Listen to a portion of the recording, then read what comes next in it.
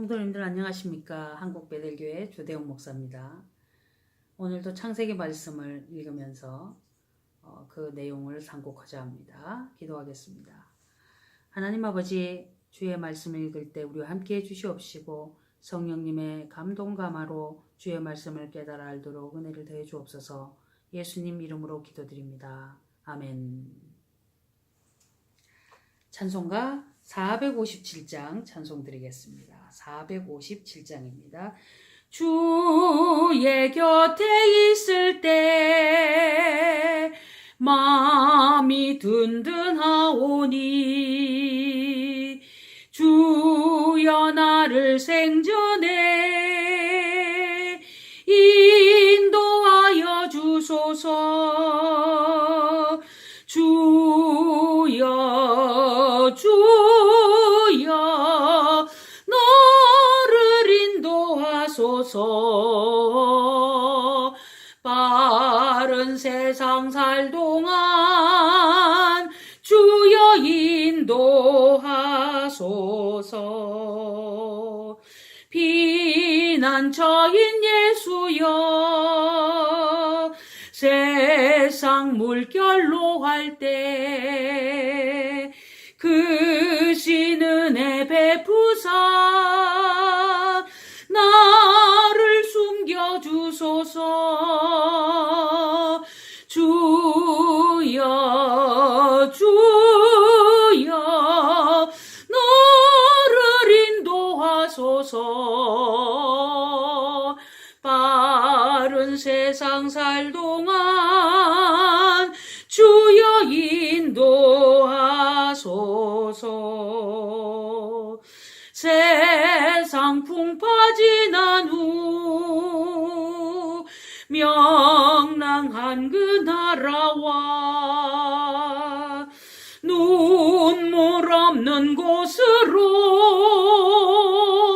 들어가게 하소서.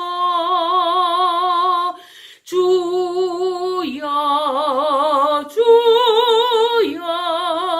너를 인도하소서. 빠른 세상 살 동안 주여 인도하소서.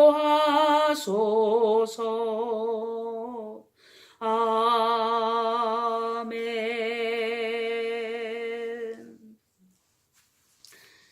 하나님의 말씀 창세기 30장 말씀입니다. 라헬이 자기가 야곱에게 아들을 낳지 못함을 보고 그 형을 투기하여 야곱에게 이르되 나로 자식을 낳게 하라. 그렇지 아니하면 내가 죽겠노라. 이제 벌써 출발부터 이제 문제가 많이 생기더니 계속 이게 이어지고 있습니다.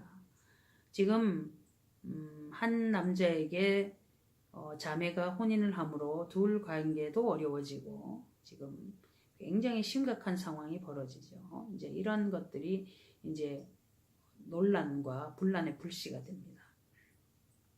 야곱이 라헬에게 노를 바라여 가로되 그대로 성태치 못하게 하시는 이는 하나님이시니 내가 하나님을 대신하겠느냐.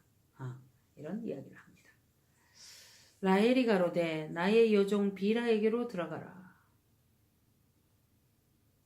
어느 때에 사람들이 이 가정 안에서 이렇게 문제가 생겼을 때도 그렇고 자꾸만 이제 또 하나님이 또 뭐 이런 얘기를 함부로 막 끄집어내다가 얘기를 하는데 이런 때는 좀 조심해야 됩니다.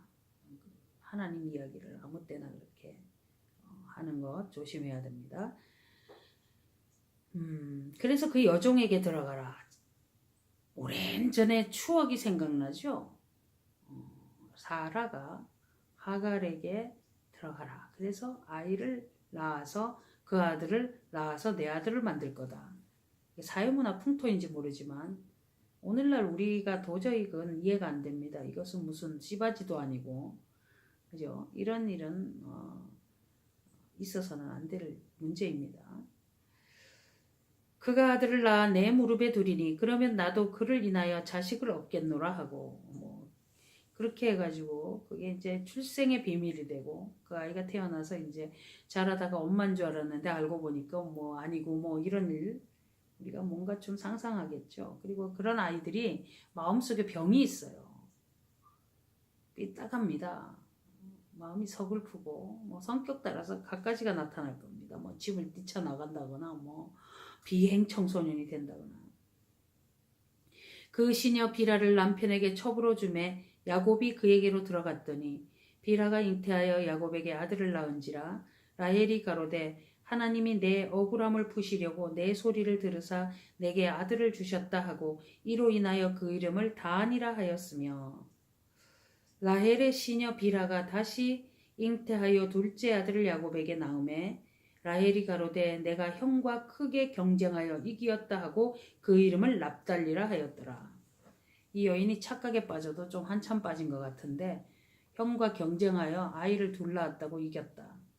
이 라헬이라는 여인의 성격을 우리가 충분히 파악을 할 수가 있고 그 언니도 어떤 그 처지가 되었는가 그 심리적으로 굉장히 좀 열악한 상태로 되어 있지 않겠냐 하는 것을 좀 이렇게 엿보게 됩니다.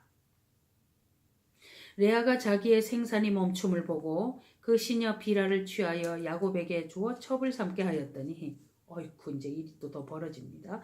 레아의 시녀 실바가 야곱에게 아들을 낳음에 레아가 가로되 복되도다 하고 그 이름을 가시라 하였으며 레아의 시녀 실바가 둘째 아들을 야곱에게 낳음에 레아가 가로되 기쁘도다 모든 딸들이 나를 기쁜 자라 하리로다 하고 그 이름을 아셀이라 하였더라. 두 자매가 뭐 참 대단합니다. 너무 비슷하고 맥추 때에 르우벤이 나가서 들에서 합한 채를 얻어 우리가 이제 성지에 가보면 합한 채가 더러더러 자라는 것을 보는데 약간 우리로 말하면 뭐 민들레나 뭐 질경이나 하여튼 그런 거하고 좀 비슷하게 생긴 것 같아요. 그 땅에서 뿌리도 좀 깊고 네. 그것을 이제 뽑아서 이제 갖고 온 거죠. 어미 레아에게 드렸더니 라헬이 레아에게 이르되 형의 아들의 합한 채를 청구하노라. 엄마가 이제 아이를 못 낳으니까 르우벤이 장자가 엄마가 너무 힘들어하는 걸 보니까 이제 이 합한 채를 구해서 갖다 줍니다. 그랬더니 동생이 그것을 내게 달라. 레아는 아이를 하나도 못 낳아봤으니까 마음이 조급하겠죠. 레아가 그에게 이르되 내가 내 남편을 빼앗은 것이 작은 일이냐. 그런데 내가 내 아들의 합한 채도 빼앗고자 하느냐. 라헬이 가로되 그러면 형의 아들의 합한 채를 채 대신에 오늘 밤에 내 남편이 형과 동침하리라 하니라. 이때는 아마 그 야곱이 라헬과만 좀 거하였는가 하는 생각을 하게 되죠. 저물 때 야곱이 들에서 돌아오매 레아가 나와서 그를 영접하며 이르되 내게로 들어오라. 내가 내 아들의 합한 채로 당신을 샀노라. 그 밤에 야곱이 그와 동침하였더라. 하나님이 레아를 들으셨으므로 그가 잉태하여 다섯째 아들을 야곱에게 낳은지라. 레아가 가로되 내가 내 시녀를 남편에게 주었으므로 하나님이 내게 그 값을 주셨다 하고 그 이름을 이사가리라 하였으며 레아가 다시 잉태하여 여섯째 아들을 야곱에게 낳은지라. 레아가 가로되 하나님이 내게 후한 선물을 주시도다. 내가 남편에게 여섯 아들을 낳았으니 이제는 그가 나와 함께 거하리라 하고 그 이름을 스불론이라 하였으며 남편이 나와 함께 거했으면 좋겠다. 스불론. 이게 뭡니까 이제 자식의 이름이 이런 식이에요. 여기를 어떤 다른 걸로 무슨 설명을 하겠습니까? 또 남편은 뭐 하나님이고 뭐 이렇게 이상하게 또 갖다 연결을 하려는지. 그 후에 그가 딸을 낳고 그 이름을 디나라 하였더라. 하나님이 라헬을 생각하신지라 하나님이 그를 들으시고 그 태를 여신고로 그가 잉태하여 아들을 낳고 가로되 하나님이 나의 부끄러움을 씻으셨다 하고 그 이름을 요셉이라 하니 여호와는 다시 다른 아들을 내게 더하시기를 원하노라 하였더라. 더하시기를 원한다. 더 낳기를 원한다. 그래서 요셉이다. 이렇게 됐다는 거죠. 라헬이 요셉을 낳은 때에 야곱이 라반에게 이르되 나를 보내어 내 고향 내 본토로 가게 하시되 내가 외삼촌에게 일하고 얻은 처자를 내게 주어 나로 가게 하소서. 내가 외삼촌께 한 일은 외삼촌이 아시나이다. 라반이 그에게 이르되 여호와께서 너로 인하여 내게 복 주신 줄을 내가 깨달았노니 내가 나를 사랑스럽게 여기거든 요하라. 보내기를 좀 힘들어하겠죠. 딸들도 있고 하니까. 또 가로되 내 품삯을 정하라. 내가 그것을 주리라. 야곱이 그에게 이르되 내가 어떻게 외삼촌을 섬겼는지 어떻게 외삼촌의 짐승을 쳤는지 외삼촌이 아시나이다. 내가 오기 전에는 외삼촌의 소유가 적더니 번성하여 때를 이루었나이다. 나의 공력을 따라 여호와께서 외삼촌에게 복을 주셨나이다. 그러나 나는 어느 때에나 내 집을 세우리이까. 라반이 가로되 내가 무엇으로 내게 주랴. 야곱이 가로되 외삼촌께서 아무것도 내게 주실 것이 아니라 나를 위하여 이 일을 행하시면 내가 다시 외삼촌의 양떼를 먹이고 지키리이다. 내가 오늘 외삼촌의 양떼로 두루 다니며 그 양 중에 아롱진 자와 점 있는 자와 검은 자를 가리어내면 염소 중에 점 있는 자와 아롱진 자를 가리어내리니 이 같은 것이 나면 나의 삭시 되리이다. 아롱진 것, 점 있는 것, 검은 거를 다 가려내서 빼낸 다음에 그런 것이 없는 데서 그런 것들이 태어나면 내 것이다. 뭔가를 지금 알기에 이런 행동을 했겠죠. 후일에 외삼촌께서 오셔서 내 품삯을 조사하실 때에 나의 의가 나의 표징이 되리이다. 내게 혹시 염소 중 아롱지지 아니한 자나 점이 없는 자나 양 중 검지 아니한 자가 있거든 다 도적질한 것으로 인정하소서. 라반이 가로되 내가 내 말대로 하리라 하고 무슨 생각인지 모르겠습니다. 그날에 그가 수염소 즉 얼룩무늬 있는 자와 점 있는 자를 가리고 암염소 중 흰 바탕에 아롱진 자와 점 있는 자를 가리고 양 중에 검은 자들을 가려 자기 아들들의 손에 붙이고 자기와 야곱의 사이에 사흘길이 뜨게 하였고 야곱은 라반의 남은 양떼를 치니라. 분류 작업을 했죠. 그러면 이제 거기서 어떻게 태어날 건가? 우리가 이제 생물 시간에 공부한 대로 보면은요. 결과적으로 이제 또 위에서 계속 이렇게 혼혈이 됐기 때문에 이제 여기서 결과적으로 보면은 또 혼혈이 되죠. 그래서 그 안에서 잠시는 아닌 게 태어나도 또 그 안에 DNA 속에 이게 포함이 돼 있단 말이에요. 그렇게. 그러니까 낳고 하면은 또 섞여서 나타나게 그렇게 되는 거죠. 법칙 자체가.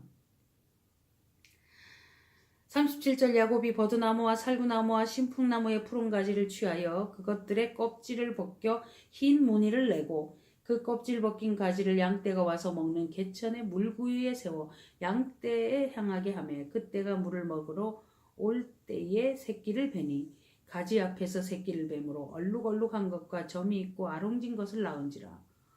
이제 그거에서 무슨 작용이 벌어지는지 뭐 제가 과학적으로는 잘 모르겠어요. 그런데 분명한 거는요. 이 유전 법칙에 의하면 제가 이제 그 옥수수를 예를 들자면요. 지금 이제 미백찰 옥수수라는 게 그게 이제 종자에서 만들어져 옵니다. 그래서 그것을 그대로 가져다가 씨를 쭉 심으면은 똑같이 생긴 예쁜 뭐 완전히 똑같지는 않지만 기럭지 비슷하고 길이가 그리고 통통하고 이런 길이가 맞는 그런 옥수수가 이렇게 쭉 생산이 돼요. 그래서 이제 그거를 이제 꺾어다가 팔지요. 그리고 난 다음에 다시 또 그 중에서 원래 그 난 거 중에서 예쁘게 생긴 것을 골라가지고 잘 말려뒀다가 이듬해에 그거에서 그 취하여서 씨를 하여 옥수수를 쭉 심으면은요. 그 다음 해에는 옥수수가 별별 게 다 나옵니다. 짧은 거, 긴 거, 그 다음에 매옥수수, 찰옥수수, 그 다음에 중간중간에 점 있는 거, 그것도 몇 개 있는 거, 많이 있는 거, 뭐 별게 다 나옵니다. 이 유전 법칙이에요, 유전 법칙. 그래서 그거는 이제 상품성이 없어지죠. 그래서 다음에 농사를 지려면은 또 종자원에서 파는 옥수수를 또 갖다가 또 심어야 돼요.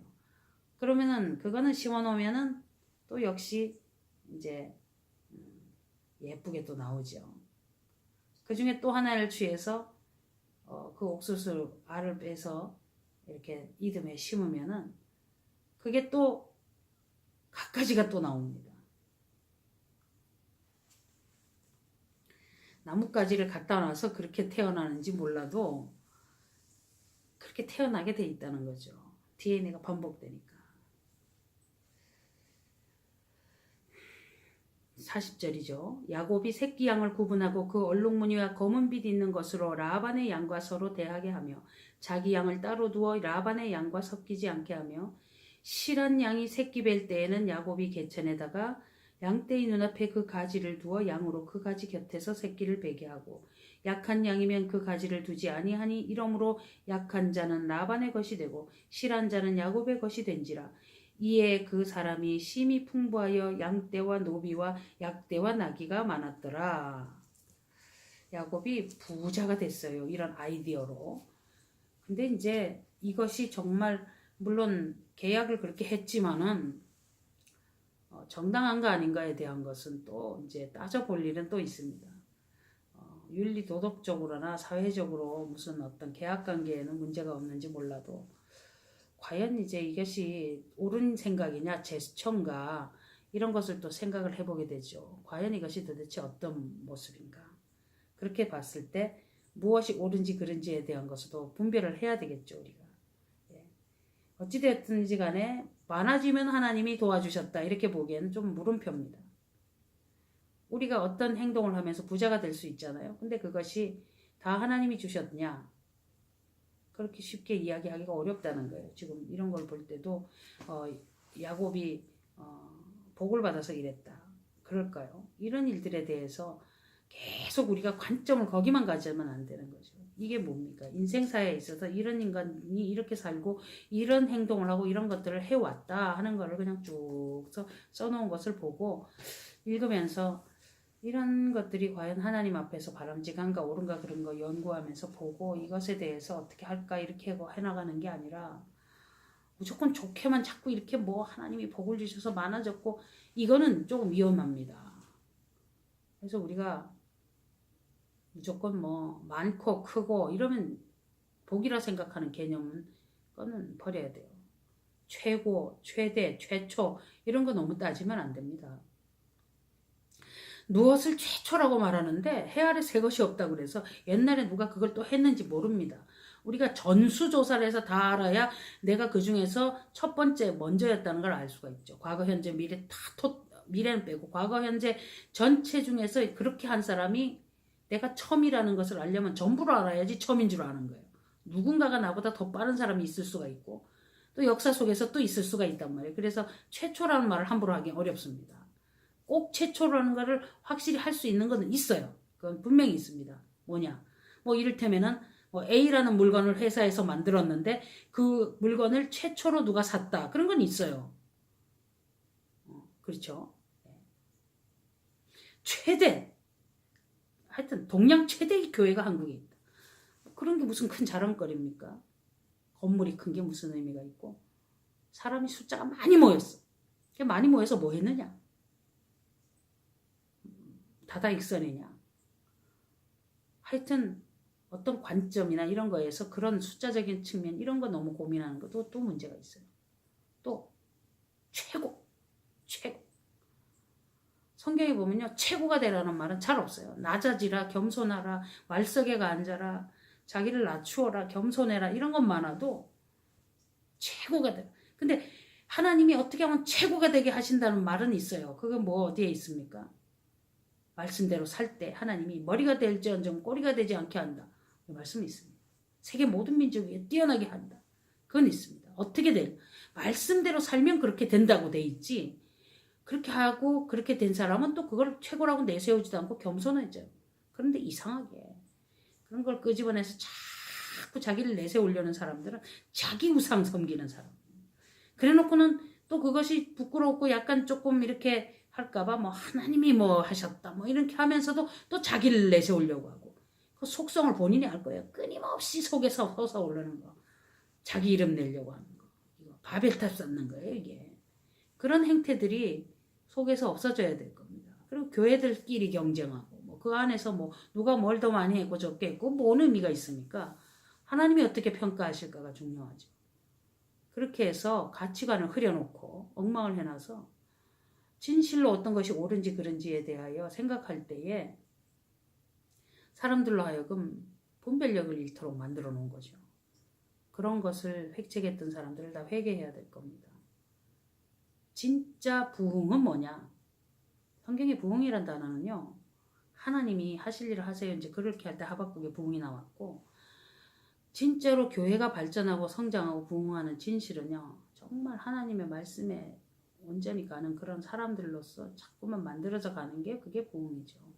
누가 됐든 어떤 사람이 됐든 숫자적으로 아무리 늘어도 그게 나중에 어떻게 될 것이냐. 물론 당연히 한 사람 한 생명이 하나님께로 와야 되지만 그런 것들에 대하여 너무 창념하고 자랑하고 이렇게 하면서 분별력을 잃지는 말아야 될 것이다 하는 것을 우리가 깊이 생각하고 주님 앞에서 이렇게 야곱이 많이 만들어서 부자가 돼서 하나님이 복을 주셔서 그럴까요? 이 내용을 앞으로 읽어봤을 때 그런 거에 있어서 우리가 판단력이 흐려지지 않기를 바랍니다. 네, 기도하겠습니다.